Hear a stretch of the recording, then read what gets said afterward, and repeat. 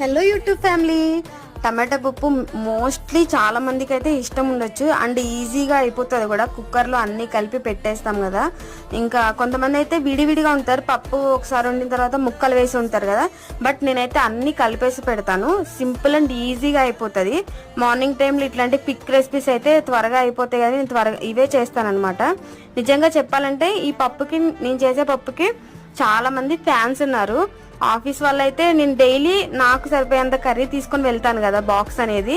But నేనైతే 4 to 5 మెంబర్స్కి సరిపోయే కర్రీ అయితే తీసుకొని వెళ్తాను.